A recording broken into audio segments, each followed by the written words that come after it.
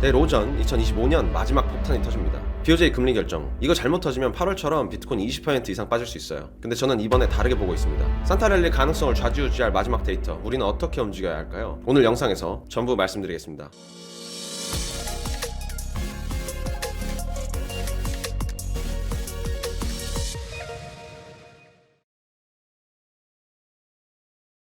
안녕하세요. 모자이크 캐피털에서 헤드 오브 트레이딩을 맡고 있는 조슈아입니다. 여러분, 횡보하는 이 박스권 시장에서 스트레스 많이 받으시죠? 다른 유튜브 영상 댓글만 봐도 알트들 매일 하락하고 스트레스 맥스일 겁니다. 이번엔 다르다 했는데 또 물렸다. 존버해야 하나, 손절해야 하나 이런 생각하시면서 극단적인 스트레스 때문에 이 영상 클릭하셨을 수도 있어요. 경제지표 하나 나올 때마다 위아래 등락, 유동성이 없으니 한쪽 방향으로 못 가고 지표마다 환희와 공포가 반복되죠. 솔직히 투자하기보다는 스캘핑만 하기 좋은 시장입니다. 근데요, 저는 현재 이 근처가 2026년을 위한 현물 매수 포지션 구축하기 제일 좋은 자리라고 보고 있습니다. 11월 바닥 이후 시장 관심이 제일 떨어진 지금 이 구간이 바닥을 가리키고 있다고 생각해요. 왜 그렇게 생각하는지 오늘 전부 말씀드리겠습니다. 오늘 펀드 매니저로서 보는 객관적인 매크로 데이터를 통해 왜 80K가 바닥이고 지금 이 포지션 구축하기 제일 좋은 자리인지 말씀드릴게요. 매우 혼란스러운 이 시장에서 지표 하나로 등락하는 얇은 시장, 이런 시장에서 펀드들은 어떤 식으로 큰 그림을 보면서 매매하는지 여러분들도 이것만 알면 앞으로 해석 가능하실 수 있게, 첫째, 이번 주 매크로 경제 지표 NFP, CPI 정리, 둘째, 오늘 영상의 핵심인 BOJ and 캐리 리스크, 셋째, 왜 80K가 바닥인지 복습해보도록 하겠습니다. 오늘은 특히 BOJ에 집중하려고 해요.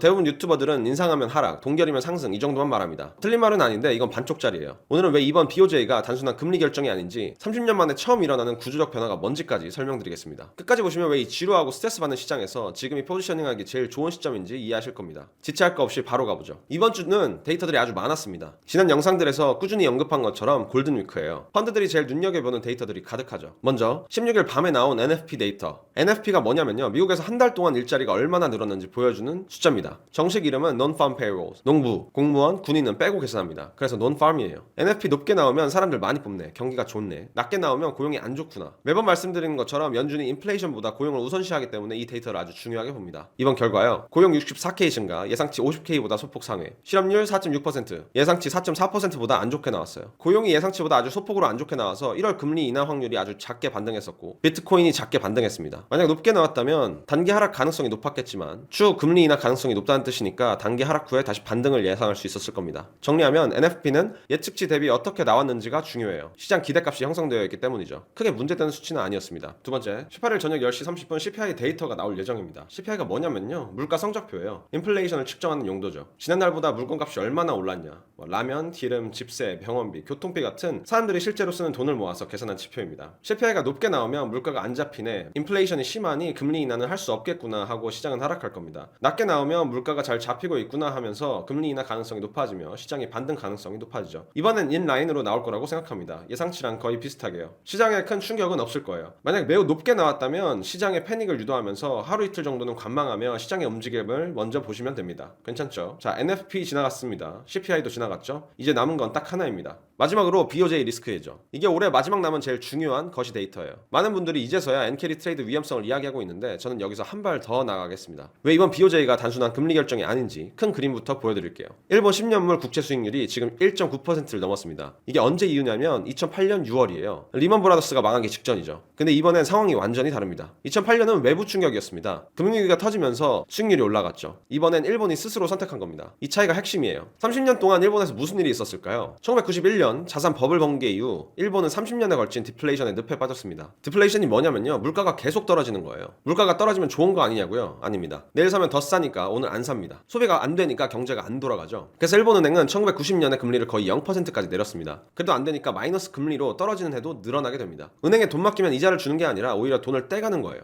돈 맡기지 말고 어디든 투자해라, 소비해라 이겁니다. 그리고 2016년에는 YCC라는 걸 도입해요. 쉽게 말하면 금리를 억지로 눌러놓은 거예요. 일본은행이 국채를 미친듯이 사서 10년물 국채 수익률을 0%에 고정시킨 겁니다. 마치 풍선을 손으로 꾹 누르고 있는 것처럼요. 근데 이건 기관 투자자에게 구조적 딜레마였습니다. 이 사람들 입장을 한번 생각해보세요. 보험사는 고객한테 보험금을 줘야 되고 연기금은 은퇴자한테 연금을 줘야 됩니다. 지급해야 할 돈은 정해져 있는데 국내에서 투자하면 수익이 0%예요. 어떻게 하겠어요? 해결책은 단순합니다. 해외로 나가는 거죠. 미국 국채 사면 4에서 5% 수익 나잖아요. 일본에서 0% 받느니 미국 가서 4% 받는 게 낫죠. 그래서 2024년 기준 일본은 미국 국채 1.13조 달러를 보유하게 됐습니다. 중국이랑 함께 최대 국채 보유국이죠. 미국 국채만 그런 게 아니에요. 유럽 국채, 회사채, 신흥국 채권까지 전 세계 곳곳에 일본 돈이 깔려 있습니다. 쉽게 말하면 30년 동안 일본이 전 세계 빚을 거의 무이자로 보조해 준 거예요. 일본의 디플레이션이 전 세계로 수출된 거죠. 근데 이제 그 구조가 바뀌고 있습니다. 일본 국채 수익률이 오르면 뭐가 바뀔까요? 일본 기관들 입장에서 계산이 완전히 달라집니다. 예전에 국내 수익률 0%니까 무조건 미국 가자였어요. 근데 이제 일본 국채도 1.9% 수익이 납니다. 그러면 굳이 환율 리스크를 감수하면서 해외 나갈 필요가 있나? 이런 생각이 드는 거죠.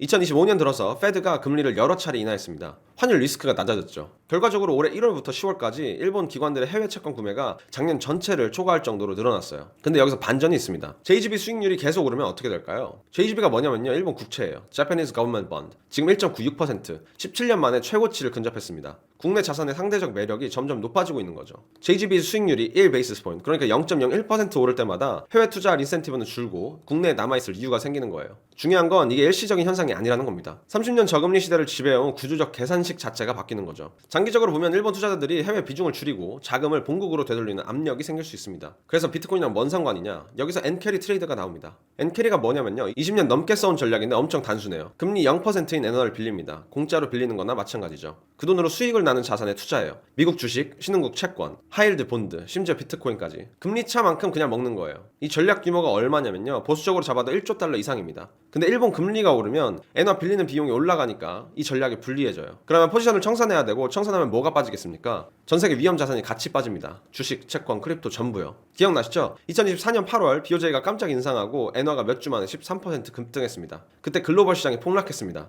니케이는 12% 하락, 비트코인은 20% 넘게 하락. 그게 바로 엔캐리 청산이었어요. 자, 그럼 내일 BOJ 어떻게 될까요? 지난 영상에서도 이야기했지만 다시 한번 짚고 넘어가겠습니다. 12월 3일 영상 보신 분들은 참고하시면 돼요. 11월 26일 금리 인상 기대는 50% 이상이었고 12월 3일에는 76%였습니다. 내일 금요일 BOJ 발표, 시장에는 금리 인상 확률을 97% 이상으로 보고 있어요. 이건 이제 서프라이즈도 아닙니다. 사실상 금리 인상 자체는 시장에 반영된 상태예요. 그래서 진짜 중요한 질문은 이겁니다. 얼마나 올리냐, 그리고 그 다음에 뭐라고 하냐. 시나리오는 세 가지입니다. 첫 번째, 금리 동결. 이건 서프라이즈입니다. 시장은 강하게 반등할 거예요. 둘째, 25 베이시스 포인트 인상. 예상대로죠. 이 경우엔 그 다음에 스테이트먼트가 핵심이에요. 마치 FOMC에서 파월 의장의 프레스 컨퍼런스가 중요한 것처럼 추가 인상 시사하면은 하락 압력이고, 신중한 톤이면 안도 랠리를 가능하게 합니다. 셋째, 50 베이시스 포인트 이상 인상. 이건 쇼크입니다. 8월처럼 엔캐리 청산 우려가 다시 터지면서 시장 전체가 흔들릴 수 있어요. 근데요, 저는 8월과 지금이 다르다고 봅니다. 지난 8월이야 모두가 예상 못했기 때문에 충격이 컸어요. 지금은 아닙니다. 인상은 이미 가격에 반영되어 있어요. JGB 옥션 이후 채권 금리는 상승했지만 마찬가지로 니케이 지수도 상승했습니다.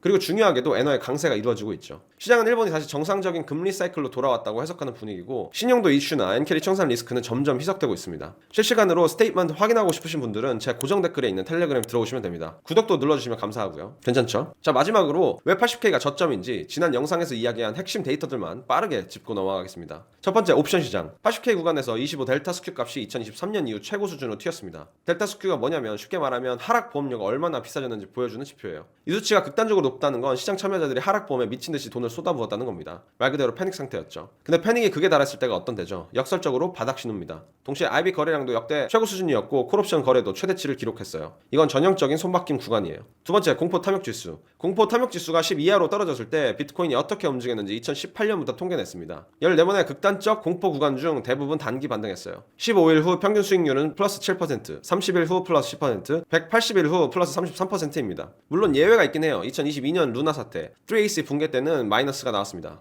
근데 그건 시장 자체가 구조적으로 무너지는 상황이었거든요. 지금은 매크로 불확실성은 있지만 시스템 자체가 무너지는 상황은 아닙니다. 세 번째, 트럼프 행정부 아래 SEC 폴 애킨스 의장 취임 이후 엄청난 변화가 생기고 있어요. 스팟 비트코인이 CFTC 같은 제도권에서 매매 가능해지는 방향으로 가고 있고, 비트코인 이더리움을 CFTC에서 보증금으로 사용하는 파일럿 프로그램도 진행 중입니다. 이게 뭘 의미하냐면 더 두꺼운 오더북, 더 많은 기관 참여, 더 보수적인 개인들 참여 등 뭔가 이루어지고 있는 거죠. 트럼프라는 사람 패턴이 있습니다. 먼저 혼란을 만들어요. 관세를 때리고 연준 압박하고 시장 흔들어 놓고, 근데 결국에 자기 지지층한테 보상을 쳐줍니다. 농부들 생각해보세요. 관세 전쟁으로 다 죽게 생겼는데 결국 트럼프가 해결해줬잖아요. 암호화폐도 똑같습니다. 2024년 선거에는 크립토 때문에 트럼프 찍은 사람들이 수백만 명이에요. 트럼프가 이 표를 버릴 리가 없습니다. 지금 하나씩 제도 만들어주는 게 보상의 시작입니다. 정리하면요, 옵션 시장에서 손바뀜 완료, 공포 탐욕 지수 역사적으로 반등 구간, 트럼프 행정부 호재 진행 중. 현재 조정들은 전부 매크로 데이터들 때문이었어요. 엔캐리 트레이드, FOMC, 금리 결정 등. 따라서 큰 매크로 문제가 없을 경우 80K는 깨지지 않을 거라고 봅니다. 핵심은 이겁니다. NFP CPI 무난하게 지나갔고 남은 건 내일 BOJ 하나입니다. 12호 베이시스 포인트 인상은 이미 가격에 반영되어 있어요. 8월과 다르게 이번엔 모두가 예상하고 있습니다. 스테이트먼트 톤만 과격하지 않으면 큰 충격은 없을 거라고 봅니다. 만약 BOJ까지 문제없이 넘어가면 지금 포지션은 2026년을 위해 들고 가도 된다는 거예요.